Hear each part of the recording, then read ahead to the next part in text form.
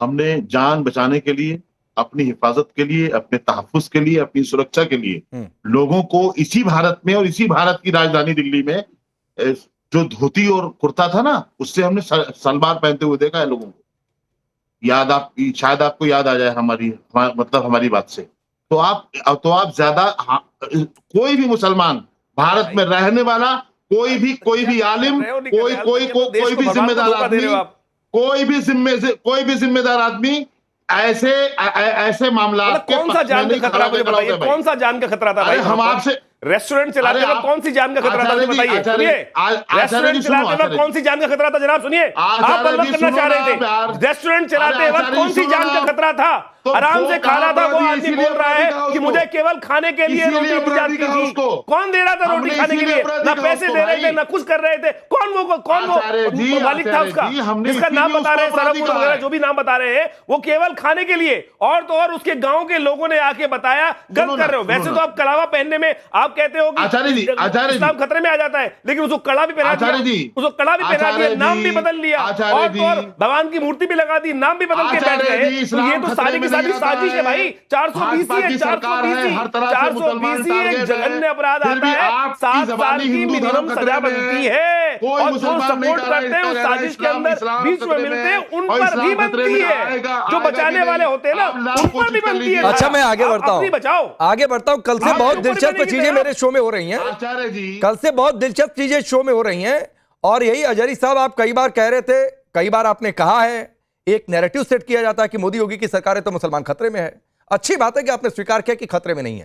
मनीष भाई, आप बार बार इशारा कर रहे थे, बोलिए। देखिए, दो बातें कह के मैं समाप्त करूंगा। एक तो हिंदुओं का एग्जाम्पल देने के लिए फराज जी को 2014 और 22 वो भी सोशल मीडिया का 2 एग्जाम्पल मिला। कश्मीर से कन्याकुमारी तक, केरल तक लव जिहाद करते समय क्या किया जाता है, पहचान ही तो छिपाई जाती है। अभी फूलपुर प्रयागराज से एक लड़की को ब्रेन वॉश करके केरल ले जाके आतंकी बनाया जा रहा है। तो ये और इन लोगों को भी बचाने का काम अखिलेश यादव की पार्टी करती है। इसी उत्तर प्रदेश में आतंकवादियों को इसलिए छोड़ा जा रहा था, अखिलेश यादव ने लिख कर दिया कि एक धार्मिक लोग कुछ दुखी हो सकते हैं अगर इनको सजा हो गई। कौन थे वो आतंकी जिन्होंने रामपुर में हमला किया था, कचहरियों में बम ब्लास्ट किया था, संकट मोचन पर बम ब्लास्ट किया था? पूरी समाजवादी पार्टी वोट के लिए इतनी परेशान है कि आतंकियों का मदद करेगी, पहचान छुपाने वालों की मदद करेगी, और हिंदू धर्म को उसमें जबरदस्ती लांछित करने का प्रयास करेगी। ये भाई, ये पहचान छुपाने वाले और पुलिस का मामला है, उसमें हिंदू धर्म के लोगों की एग्जाम्पल देने के लिए 2014-2022 जाना पड़ रहा है ये फरजाद जी को। किसी से समझ में आ जाता है। ठीक, मैं जवाब ले लेता हूं फराज किद भाई से। मनीष जी, मैं जवाब ले लेता हूं, और मैं इनकी बातों में एक ऐड करके आपको टॉस करता हूं फराज भाई। और ये कि जो बातें मनीष भाई कह रहे हैं वही बातें बाबा बागेश्वर ने कही हैं। वो कह रहे हैं कि लैंड जिहाद, थूक जिहाद, लव जिहाद के बीच सतर्कता जरूरी है, और यही सतर्कता बढ़ती जा रही है। कमर रूट पर दिक्कत क्या है? क्षणिक स्वार्थ के लिए पहचान क्यों छिपाना? और जो नहीं है उसका दिखावा कोई करेगा तो वो कालनेमी है। रिप्लाई करिए इन दोनों की बातों का। देखिए, भारतीय जनता पार्टी और भारतीय जनता पार्टी को मानने वाले कुछ लोग, उन्होंने हमेशा से सुप्रीम कोर्ट के फैसलों को, इस देश की जो कानून व्यवस्था है उसको धता बताया। अभी 2024 में ही सुप्रीम कोर्ट ने ये बिल्कुल राकेश जी क्लियर कर दिया था कि आप किसी को भी बाध्य नहीं कर सकते हैं कि वो ठेलों पर अपना नाम लिखे। और मैं आपको बताता हूं, और ये 22 जुलाई 2024 को सुप्रीम कोर्ट ने इंटरवेंशन किया था।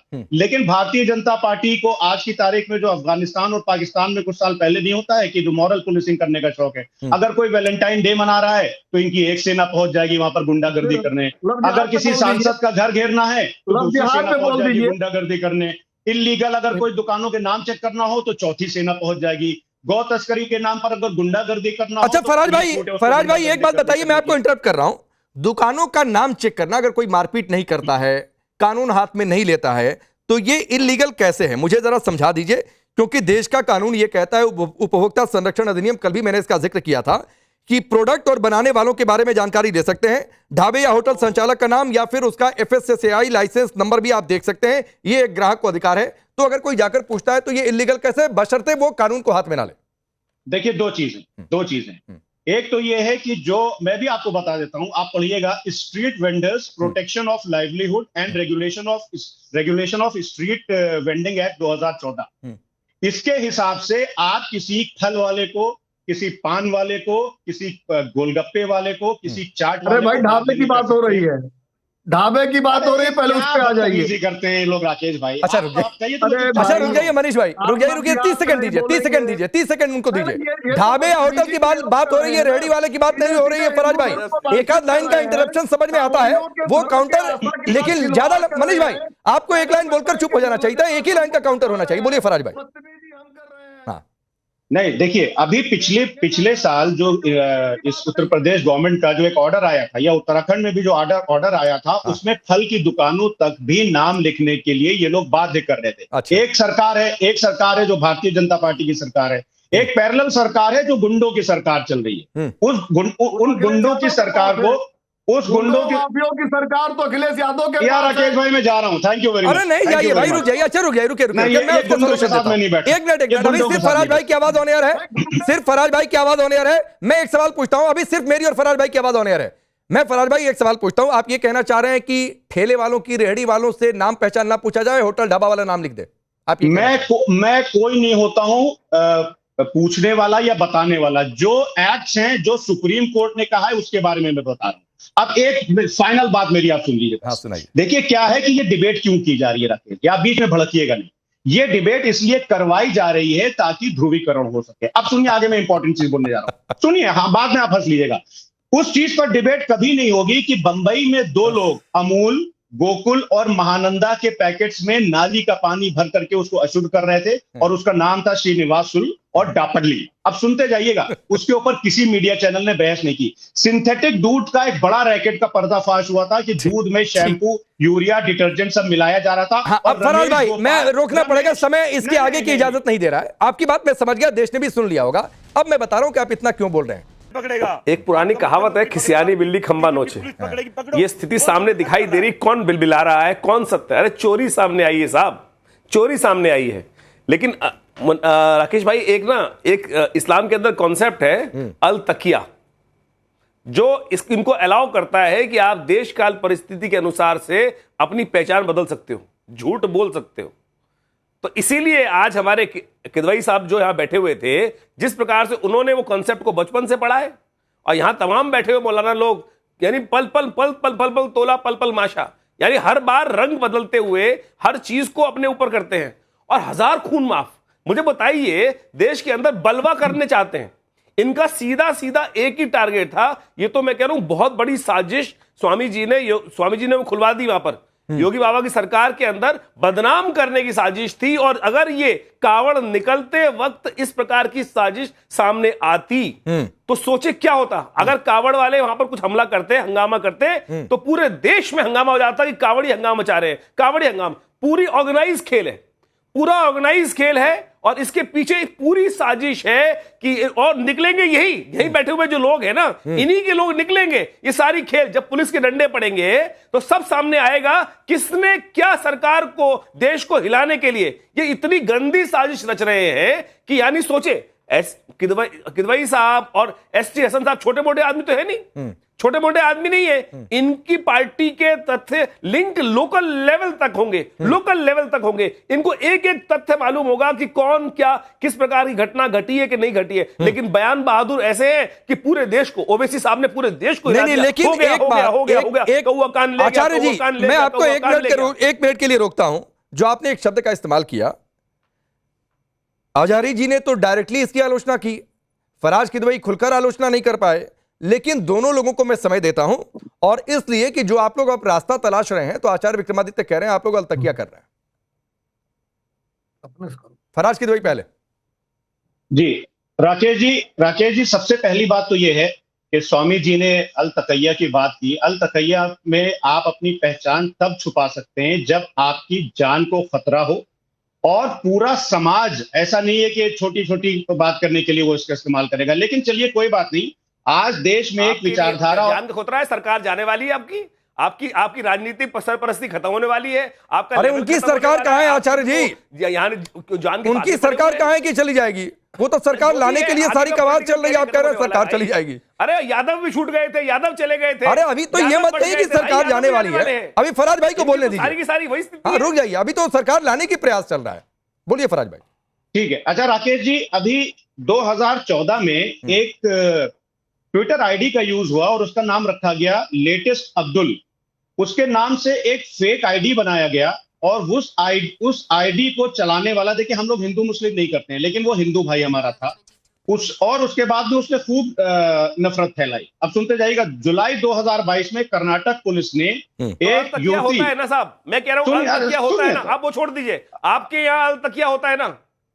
अरे आप सुनिए किदवाई साहब, अलतकिया होता है ना। आप मौलाना साहब को बताइए, अलतकिया होना गलत, अलतकिया जैसा कॉन्सेप्ट गलत है ना। आज डेमोक्रेसी में हम रहते हैं, 21वीं सदी में हम रह रहे हैं, किसी भी प्रकार से बरगलाना, झूठ बोलना। अच्छा ठीक है, एक बार बोलने दीजिए उनको, फिर मैं अजारी साहब से भी पूछूंगा जो आप कह रहे हैं। बोलिए फराज भैया, और 30 सेकंड बोलिए जी।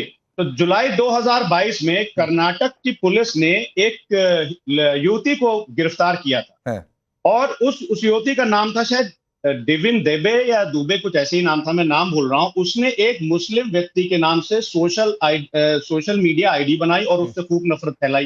तो कहने का मतलब है कि ये एक मानसिकता है, ये हर जगह आपको देखने को मिलेगी। फराज भाई, मेरे कहने का मतलब ये है कि आप उस सनोवर को बचाने के लिए या उसके लिए शील्ड बनाने के लिए आप कहां जाएंगे।